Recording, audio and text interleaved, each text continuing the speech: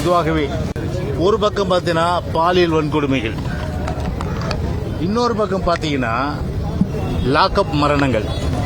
இந்த லாக்அப் மரணங்கள் பொதுவாகவே ஆளுங்கட்சி எதிர்கட்சி. ஆளுங்கட்சி என்று சொன்னால் அவர்கள் போதை பொருட்கள் வைத்திருந்தால் அவர்கள் விசாரணை என்ற பேரில் விடுவிச்சிடலாம். தாவக இருந்தால் விடுவிச்சிருவாங்க. ஈரோடுலேயும் சரி, அதே போன்று பவானிலையும் சரி, ஈரோடு பவானிலையும், அது சேலம் மாவட்டத்திலேயே தாவக கட்சியை சார்ந்தவர்கள் ஒரு போதைப் பொருள் வச்சிருந்தனால கூட்டு விசாரிச்சு விட்டாங்க.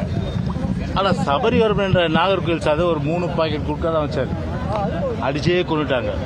ஆனால் இதுவரையில் தமிழக முதல்வராக பொறுப்பேற்றிருக்கின்ற விஜய் எந்த ஒரு பிரச்சனைக்காவது ஒரு பத்திரிகையாளர் சந்தித்து அதனை விளக்கம் கொடுத்திருப்பார்களா? எந்த விளக்கமும் கொடுக்கவில்லை, பத்திரிகையாளர் சந்திப்பும் இல்லை. நாட்டில் என்ன நடக்குதுன்னு தெரியல, ஒரு அரசு இருக்குதான்னு தெரியல. அதிகாரியுடைய அரசு மாதிரி தான் இன்னைக்கு இருந்துட்டு இருக்கு.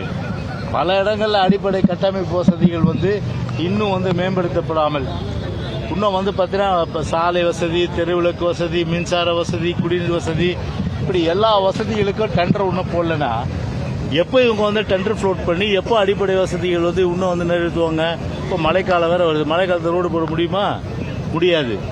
எனவே அதெல்லாம் அப்படியே ஒரு தூங்கிக் கொண்டே இருக்கின்ற நிலையில் அந்த தூக்கத்திலிருந்து எப்போது இந்த விஜய் அரசு, இந்த தாவேக அரசு பிடித்துக் கொள்ளும்? அதான் இப்போ மக்களுடைய 1000 மில்லியன் கொஸ்டின். இப்போ